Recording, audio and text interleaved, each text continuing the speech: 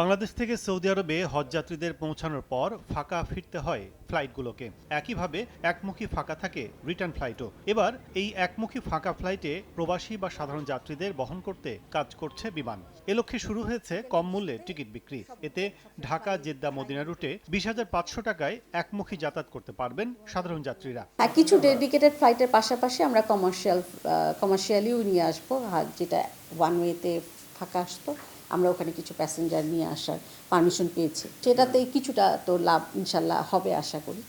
তবে আমরা যাত্রী ভাড়া অনেক কমিয়ে রেখেছি যাত্রীদের সুবিধার জন্য।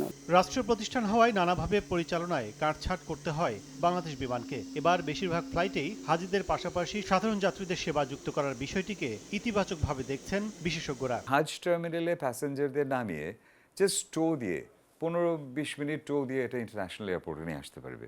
ওখান থেকে কমার্শিয়াল পেলোড নিয়ে চলে আসতে পারবে, শুধু প্যাসেঞ্জার না, কার্গো এন্ড এভরিথিং। আবার ফিরতি ফ্লাইটেও তাই।